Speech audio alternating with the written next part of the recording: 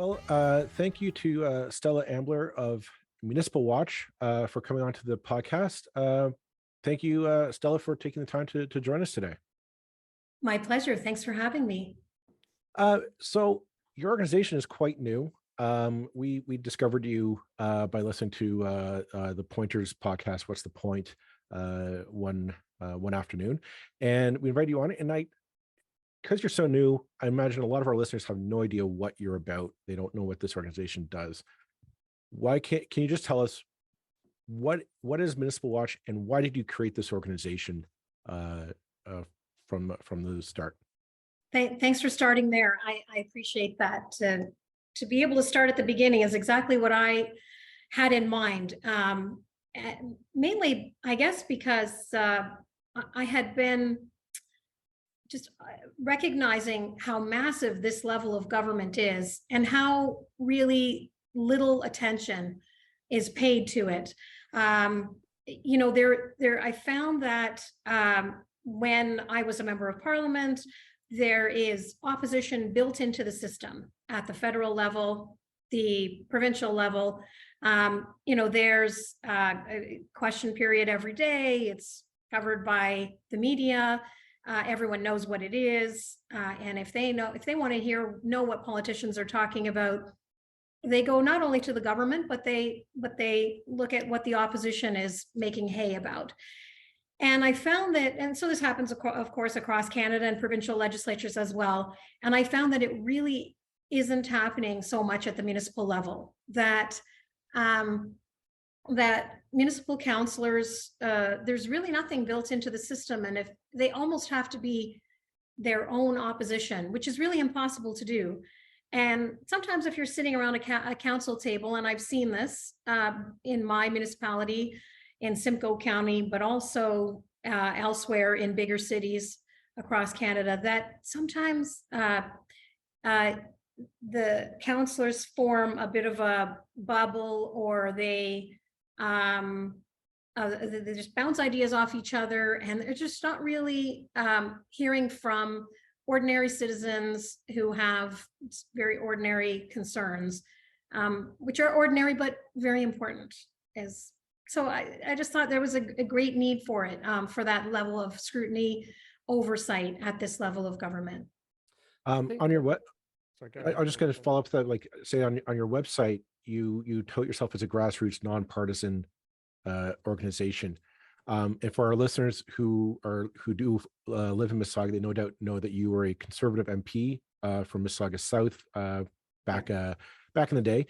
Yeah. I wonder if you could just kind of give us listeners where did the nonpartisan bona fides come from? Like who's making up this organization? Kind of where your funding's coming from? Kind of give us kind of pull back the curtain a bit on Sure. on how you guys work. Yeah, lots of questions there. I'll say that, first of all, I certainly wouldn't want to hide my conservative credentials, and I couldn't if I tried. So I've been in politics a long time, like 37, I think this is my 38th year of active politicking. And so I couldn't, so I can't deny that. But and so to say that that Municipal Watch is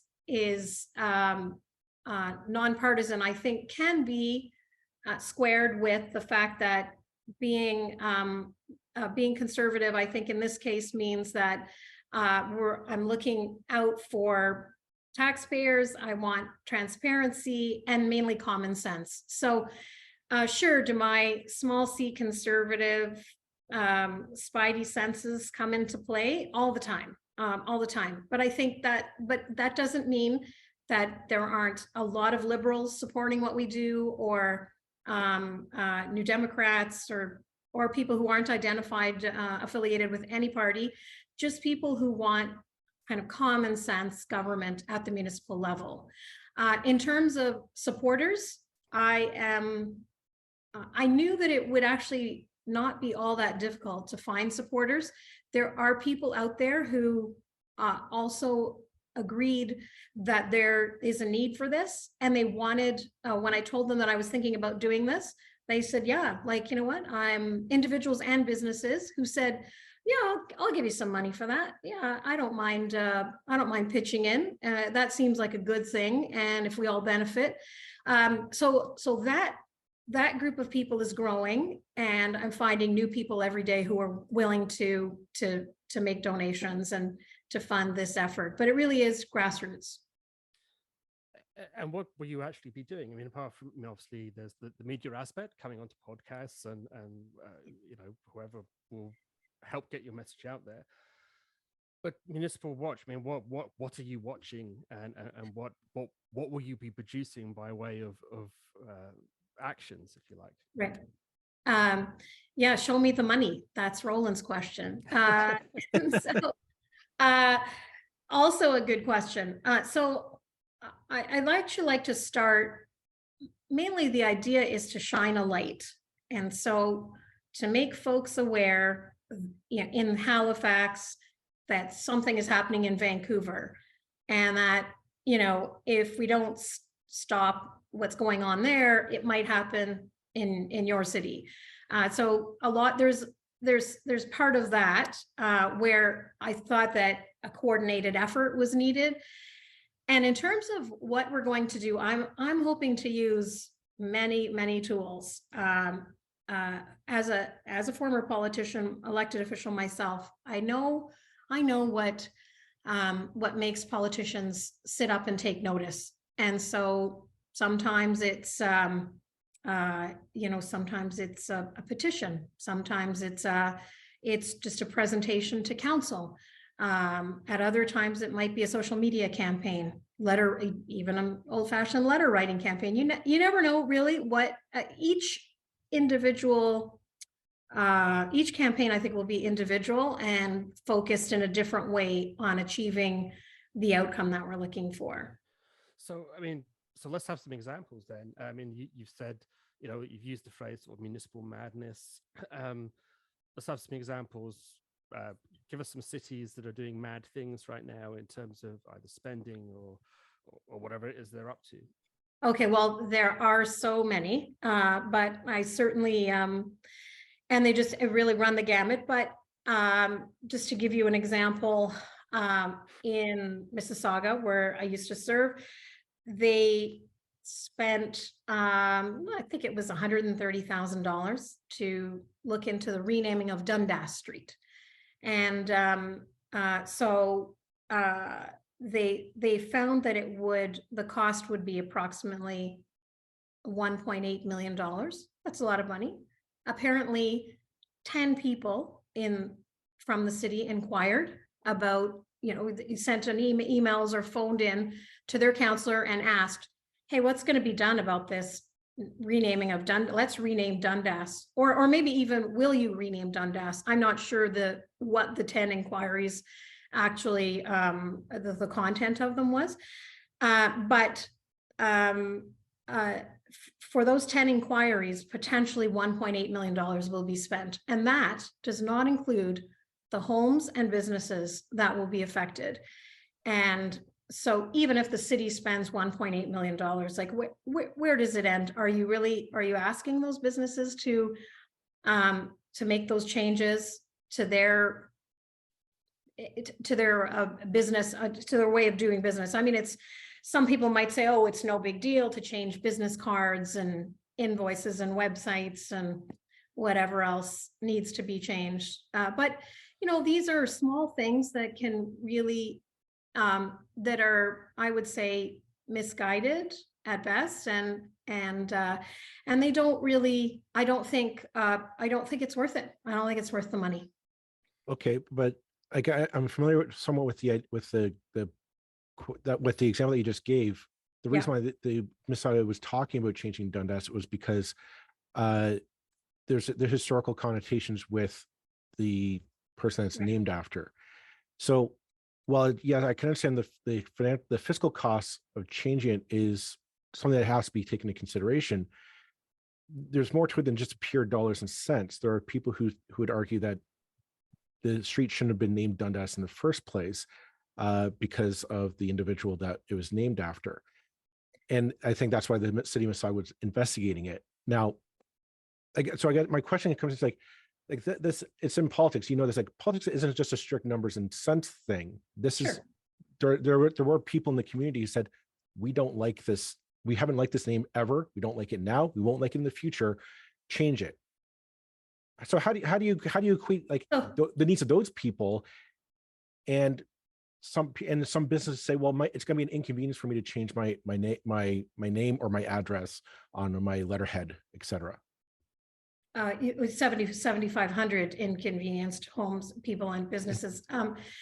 So first of all, I mean, not to go down that whole rabbit hole, but apparently Toronto's even backing down a bit on the Dundas Street renaming, because as it turns out, the history isn't quite as black and white as we were originally led to believe. Having said that, I would say that a number of cities in Europe have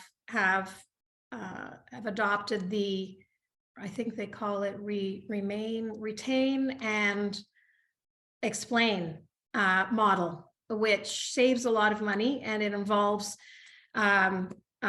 giving the history of the naming of the street and saying, this is what the situation was then. It's not that now, but here's the history, and we won't do it again, type of thing. But it's a lot cheaper, and frankly, just a lot better for the average citizen. But they're a couple of years ahead of us, aren't they? I bet that the study that came up with the retain and whatever, the historic, let's find a way to balance everybody's the different needs of the people who find the name objectionable, and the need to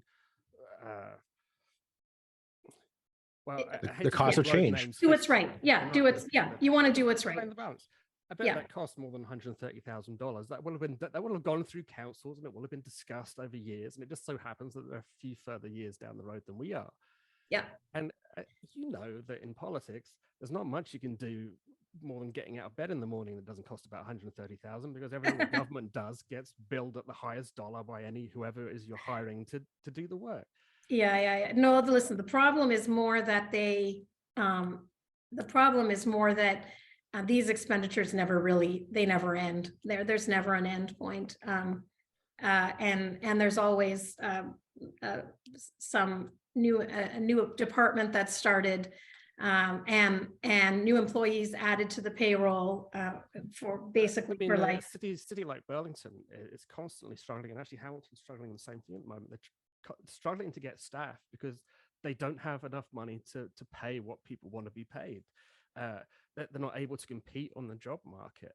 So you're saying, and I know, say the planning department actually every municipality in Ontario, the planning department is understaffed. They cannot afford to pay the staff they need to get through the workload that they have. Is that waste? And that's probably the most important thing that every city does, is handle planning and zoning and dealing with all that stuff. That has not been my experience. I don't think that's the case in Mississauga. In fact, I'm doing a little side research on this, in fact, and I'm hoping to release it soon. So I'll come back to you, and I'll send it to you when I do. I'll certainly post my findings, and what I'm looking into is the past 5 years growth in full-time employment in however many cities I can I have the time to look at. I've done about 20 or so far, and the growth in the last 5 years has, generally speaking, and I can say this without having fully analyzed the numbers just yet, but the growth is not commensurate with population growth. So I hadn't heard that that's happening in Burlington, and it, as I say, has not been my experience in Mississauga. They pay pretty well in Mississauga, and I think what happens when people take jobs with cities and towns, they're, other than maybe the top job or the top 2 or 3 jobs, they're in there for life and a pension. I think there's definitely one thing we can agree on, and that there are all kinds of systemic problems in municipalities. You get an argument from us here. We've been, probably one of the two big topics that we've dealt with on here the last 2 years. I guess I would say, when you go immediately for the taxation angle, I came from a country where I paid far more in municipal taxes than I do here. 20 years ago, the increase is usually, in Halton it's been like 1.52%, 3%, depending how you define it as city or region, and the two get lumped together. Obviously now we're dealing with a high inflation sort of world, and it is a world that the world is now facing, much higher inflation than we've dealt with for decades and decades. That's going to have an impact, and we're dealing with a province that has just taken away through several acts some key funding, some key sort of revenue generating avenues for the cities.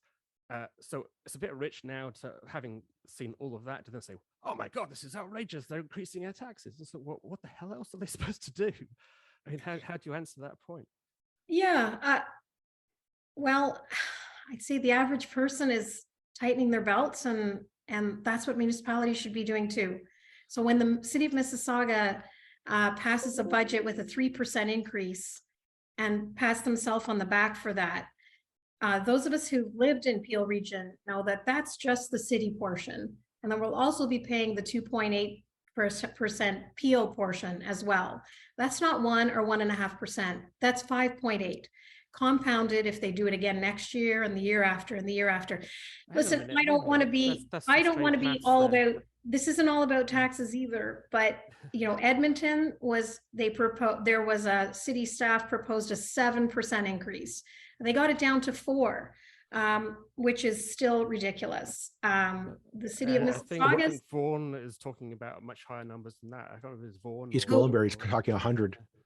Yeah, I mean, they're saying, we have cities saying we are in financial crisis now because our traditional revenue generating, development fees are basically what we've been basing our books on. And by the way, they shouldn't have done that. That's something that you could highlight, that's a Ponzi scheme, how they've been building their finances on growth. But nevertheless, the province has taken that away, and they're like, oh my God. So again, not really their fault. They've had this thrown on them with no consultation, with absolutely zero kind of involvement from the province. And well, let's address that point, and then sure. Agree completely. When the cities complain that they need those development fee, I agree. I think the developers are just going to pass it down to the consumer anyway. Do we really think that they're going to build these houses and actually deduct the cost of the development fee? And no, they're going to take it. They're going to say, oh, what a windfall we've just found. Totally get that. I agree with you there. I've never heard the words Ponzi scheme used in relation to, but could be fitting. It's actually not mine. If you look at the Strong Towns website, they've been calling it a Ponzi scheme. Same as the website, YouTube channel, not just bikes. The idea was basically that cities build a neighborhood, that it gets sold off, and then to pay for the infrastructure cost, the sewer, the hydro, all that stuff that they now have to pay to maintain, they need to go build a new subdivision to basically pay off the one that they just had built. Right. And that's essentially the story of sprawl in 905. That's how like Mississauga and Brampton, Vaughan, Richmond Hill, Markham, all of our cities in the 905 were built out, was this idea of like, oh, we just built this great new subdivision. Yippee. Oh, we got to pay for all that sewer lines now. Build another subdivision. And now we're kind of at that point where we say this model doesn't, we've kind of hit the limit of what this model can deliver for taxpayers and ratepayers in these cities. Always one behind. Exactly. And I want to just maybe take a step back from the taxation angle, and I want to kind of focus back on your organization, because I'm wondering, like, do you think you might have bitten off too much to chew on this project? Most because the municipal structures vary drastically across this country. Just in the 905 alone, Mississauga and Hamilton are not Milton, and they're not like Halton Hills, and they're not Lincoln Township. I mean, none of them would be compared to a city, say, like Toronto. Just and so I'm wondering, how do you balance that? How do you balance like the needs of a small town trying to pay for road paving compared to a city, say Mississauga or Hamilton, that might be looking and saying, we want to build we want to see about financing a major stadium project or a major infrastructure project to more parklands or a mall development or whatever have you. I'm just like spitballing here. How are you going to balance that?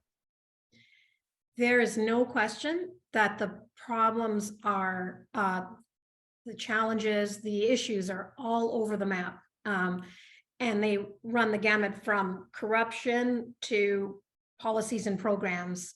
And so I actually did think of about this before I started. Should I limit it?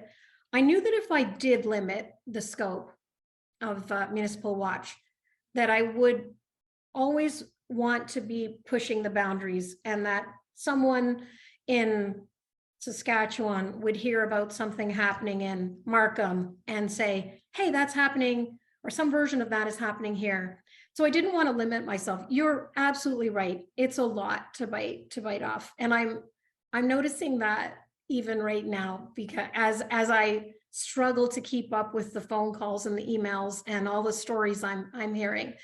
But I think I'd rather have that problem than the problem of artificially limiting myself and the organization.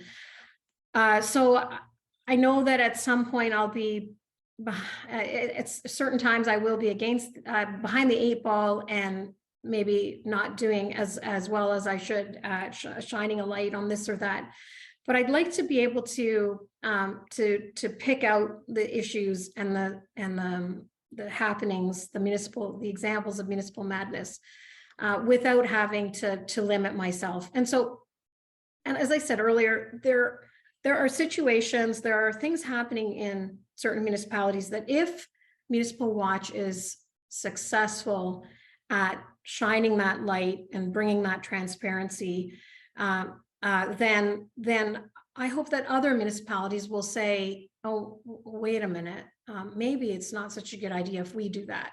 And so that was also part of my argument for keeping it as big as possible, because so I'll just give you another drill down again on another example, and that's I talk about the fire trucks in Vancouver that pump 40% less water. The electric fire trucks that were purchased in Vancouver that are 40% less effective in fighting fires. And so, if it might be too late to stop that, stop them from buying those, but other municipalities across the country might look at that and say, I don't want my residents complaining to me that if their house is on fire, they'll be 40% less effective at putting out the fire, because that speaks to a lot of things, but not just public safety, but the importance of service delivery and sticking to your sandbox at the municipal level. And I have talked to councillors, actually, current and former, and one of them in particular said, he's actually from the 905, said to me that not a week goes by when that some other level of government doesn't encourage them to put out some kind of proclamation stating that they are for this or against that. And he said most of the time it has nothing to do with garbage pickup, emergent, EMS, water, roads, transit, libraries, all of the things that they really should be focused on. And there isn't enough time in the day for the average councillor to do all those things. These are important things that affect people's lives every day. And so why are they spending their own time at council debating? Why are they spending staff time to research all of this when it's not something they should be doing. Anyway, I found that interesting to hear from an actual counselor who said, I tell you what, you're not going to find it hard to find counselors who'll tell you the stuff that happens at council is crazy.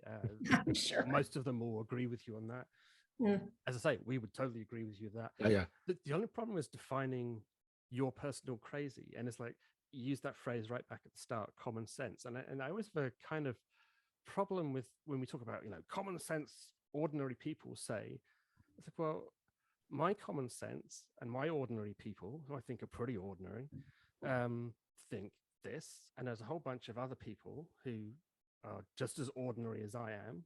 I don't think I'm anything special, who think something fundamentally different. We both think, well, obviously this is the case. And then when you do a little bit of digging, you find that it's not quite as simple and obvious as you thought along. And the real problem with our politics these days is that everything is always simplified down to a soundbite and oh my God, it's mad, they're spending gazillions on something. And then you do a little bit of digging. It's like, no, that's not true. That's not accurate. They've got those facts wrong. These stories happen all the time, and that they make great headlines, and they'll make great podcasts for people who probably have more popular podcasts than we do, because we don't do that stuff. But it's like, we have a duty as people who are either reporting on it, or people who are involved in politics, or people who are saying that we need better oversight of these institutions, to not sensationalize, but to do that extra bit of digging. I mean, let's go back to the Dundas thing. And I have no opinion about it. I can see all kinds of things, and it's just one of those stories that I just wish didn't exist. Anyway, Dundas story.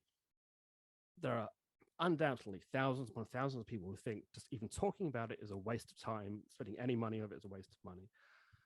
There are also a large number of people who think it's really important that we don't honor former slavers or whatever. And Dundas wasn't a slaver, and I know his story. Someone didn't. Well, let's not even go into that. But anyway,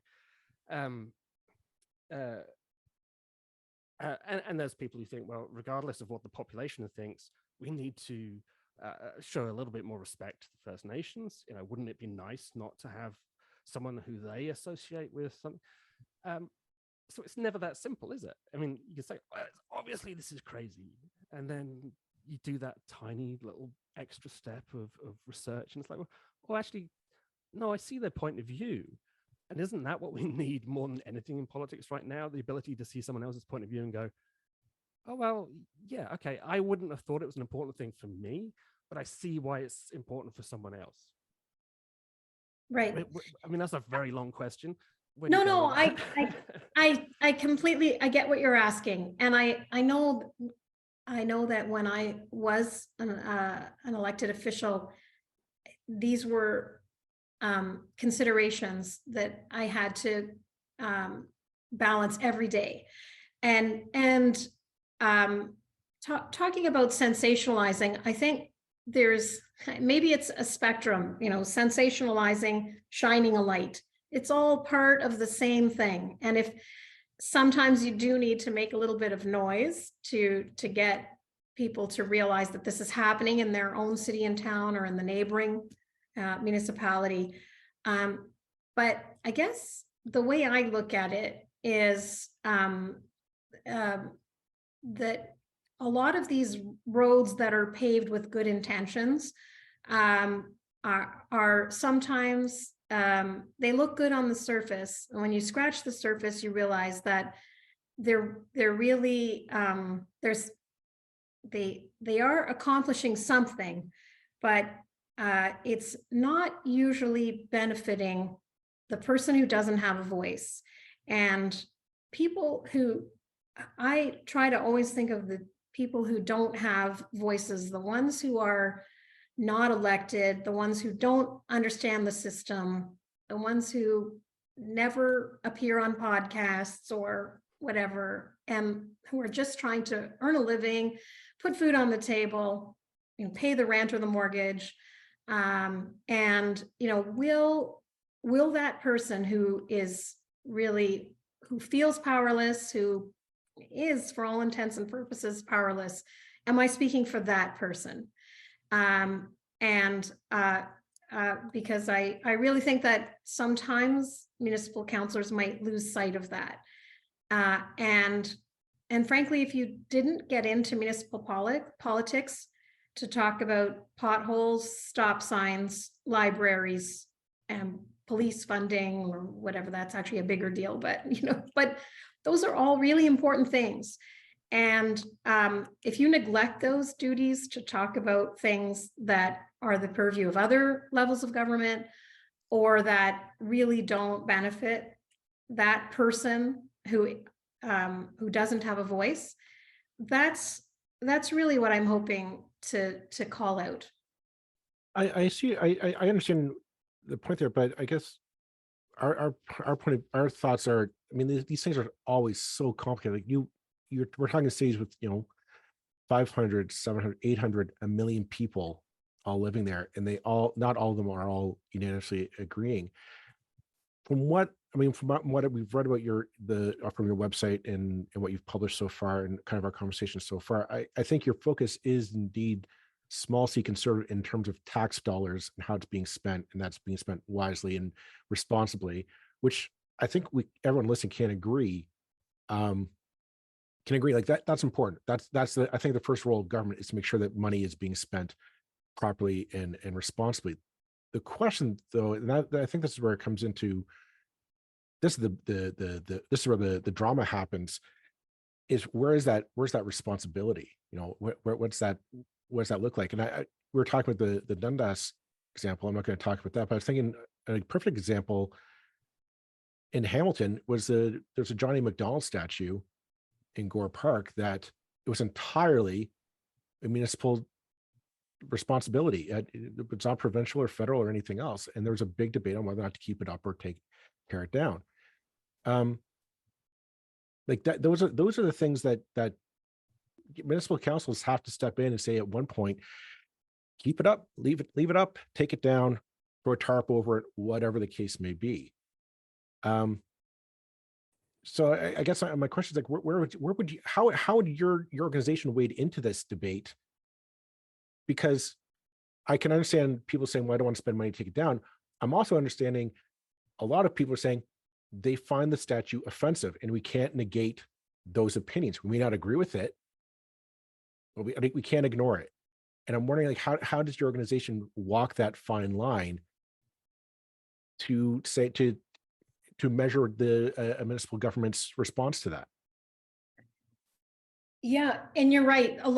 There aren't many issues today that are uncomplicated. If life were straightforward, it would be easy to be an elected official. And I really do have the utmost respect for anyone who puts their name on a ballot. I mean, I've enormous respect. I've done it myself. I know that everyone goes into it wanting to be an agent of positive change. They want to they go into it for good reasons. But so yes, sometimes they have to make tough decisions, and rarely are 100% of the residents on one side or the other. So I guess my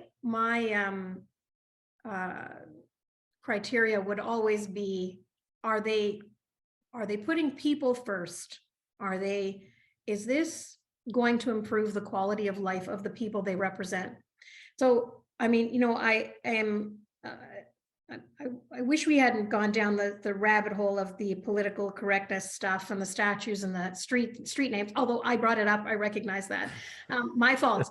But I will say, there are issues that, again, are also within the purview of municipal governments where, they've just been total catastrophes. And now I'm thinking about the Ottawa LRT as an example. Okay. So probably a better example of just complete mismanagement eventually ended up in a public inquiry. Even earlier this year, shut down because of freezing rain on the lines. Can you imagine a transit system in Canada that's shut down because it's cold? Well, on that note, I mean, here in the 905, Hamilton is talking, they're going to be breaking ground on an LRT. So how would your, I mean, the agreement has been made, the funding has been signed over from the federal government, the province is on board to fund it. I believe the municipality is sorted out. How would your organization approach that project going forward? I mean, it looks like it will be built. So Yeah, well, first of all, I would say to those counselors in Hamilton, please read the report that I read about what happened in Ottawa, where there were so many issues. It reads like, I mean, honestly, it's hard to imagine that so much went wrong.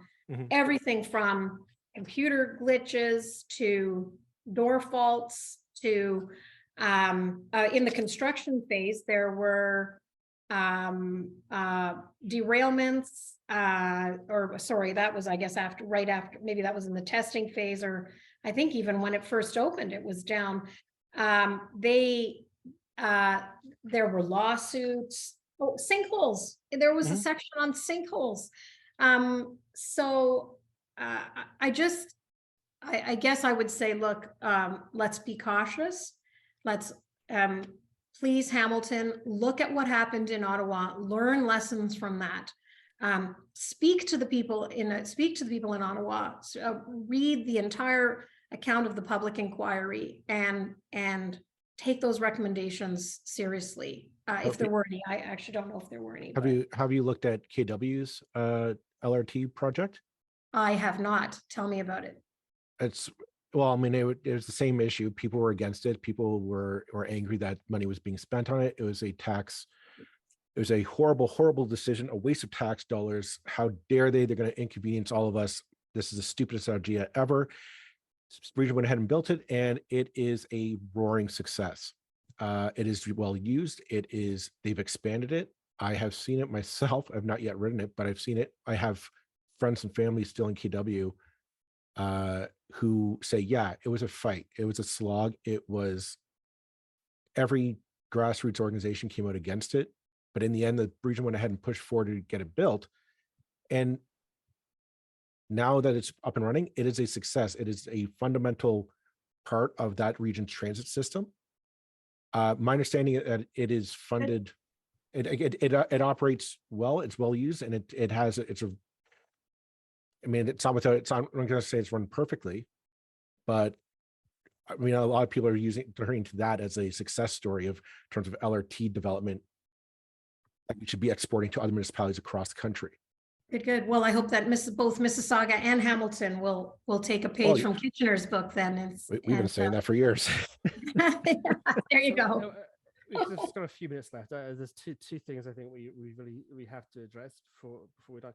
And the first one is the province. I mean, I say we would agree on a huge number of things, and the key one being that there are massive systemic problems with how municipalities work. I guess my difference of opinion would be that I see them as systemic with the design of the system, that the design creates bad results. It creates the wrong kind of people being elected. It creates those people staying in office for decades and decades with very little oversight and being re-elected with massive majorities. You know, we could pick examples from recent history in Hamilton if you want to do, evidence of that.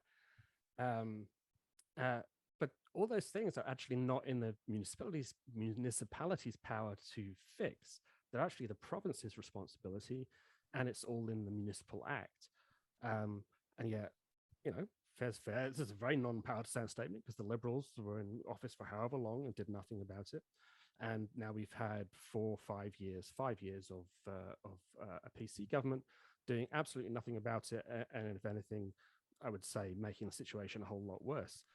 Particularly with the strong mayor suggestion, so-called strong mayor, which are not strong mayor suggestions, but anyway. Well, strong mayor, not good for democracy, though, is it? Well, not when you have minority vote winning a vote. I mean, that seems kind of broken. So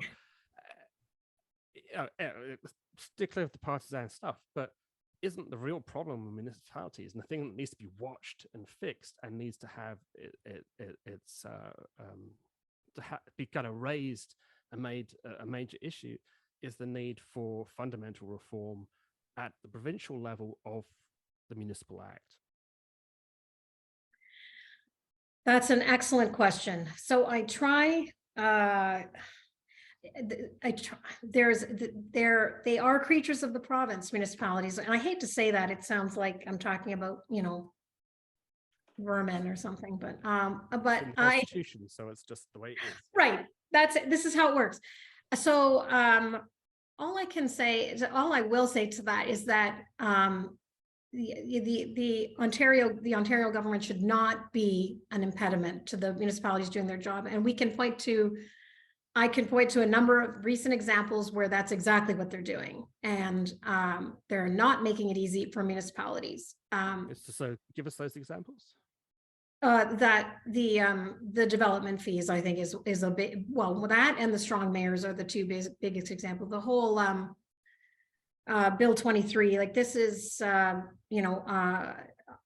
do feel for municipalities when they're getting the rug pulled out from under them on that. And there are other ways that we could address affordable housing shortage rather than taking away the development fees. And so that's a big one. That's obviously a big one. And the strong mayor, I can't see how making a municipality less democratic helps the average citizen. If a mayor, yes, it's true, a mayor is one vote. A mayor, just like the premier and the prime minister are one vote in the House of Commons. That doesn't mean they don't have levers and other ways to exert influence. And if a mayor, if there's a motion before council that a mayor wants passed and he or she is unable to convince more than half the councillors elected that it's a good idea, well, maybe it shouldn't pass. There's one final thing I think we have to address. You're on the True North podcast, and the problem with that. But the subject of the 15-minute city came up, and we kind of chuckled about this because it's something we did an episode on recently. Give us your thoughts on the 15-minute city. You seem to suggest on the True North podcast that you accepted the kind of view of this that's been going around since kind of Christmas time, that this is an attempt to kind of lock people into their neighborhoods. Is that what you think? So I understand that the goal is sensible densification, and that there are many positive reasons to have conveniences close by. Having said that, if traffic filters turns into some kind of traffic barriers, then I think they'll have gone too far. So the suggestion in Oxford wasn't to lock people into their neighborhoods, right? You understand that point. So I know that, I not to lock people in their neighborhoods, but to limit the number of the times that they could travel far and whatever, or something like that. I used to live in Cambridge, a different city, but similar in a lot of ways in terms of Oxford, Cambridge, and all that stuff. And back in the 90s, and back then I couldn't drive into the center of town because it's a pedestrianized area, and most times of the week I wasn't allowed to drive in there because what would be crazy. It would completely, the town was designed for horses and carts and well, basically pedestrians. Cars didn't work, but obviously you also needed times when traffic could get in so they could deliver goods and so people would fill up their market stalls. And that's exactly what's being suggested in Oxford, as a city that has massive transportation problems in terms of traffic. It's saying, well, you can use this road any time of day you want, but if you want to use this particular bridge at this time of day, you have to pay for it. It's just congestion charging, which is used in cities all over the world and not particularly controversial. You can still go wherever you want, just don't use that road because that road's really busy and we'd prefer it if you didn't. That's and by the way, that has nothing to do with the 15-minute city concept. That's just traffic management.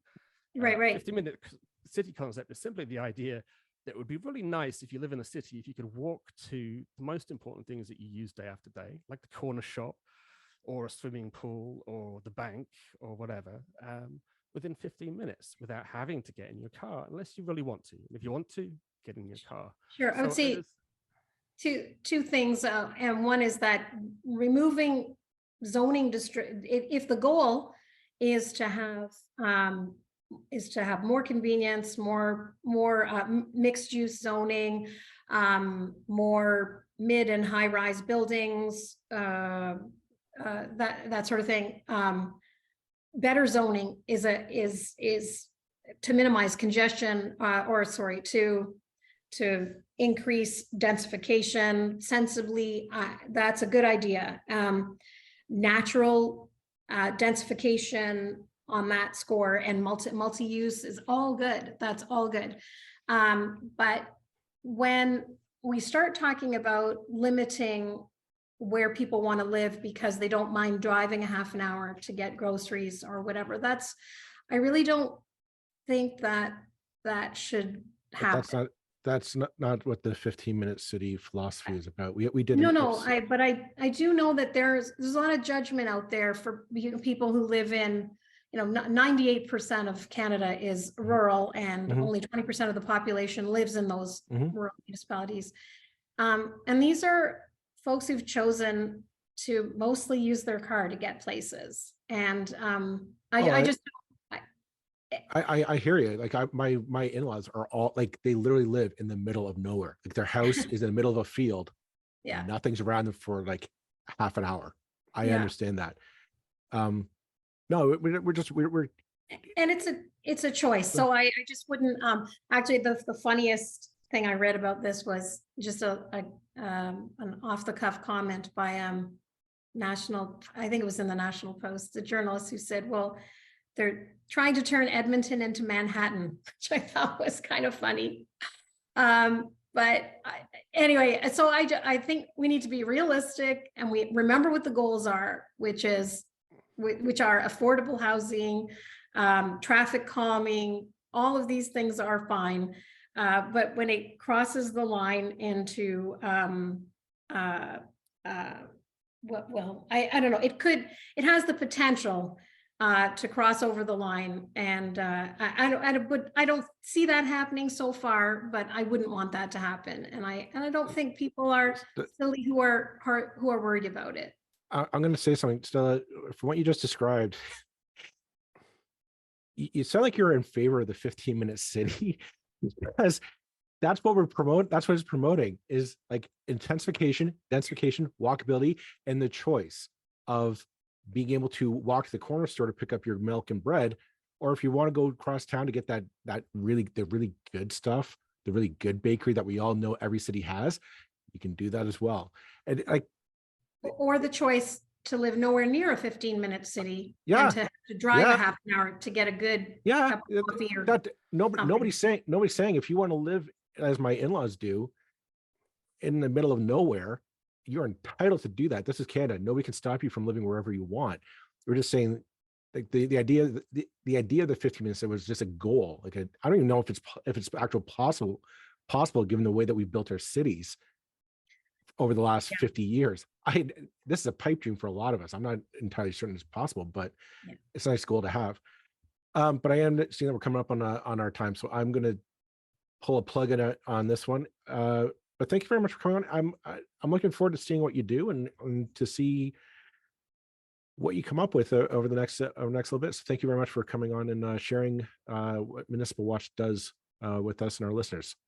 Thank you, Joel and Roland. And I hope to be back. I hope that I do something interesting enough in the next little while that you say, oh, let's have her back to talk about that.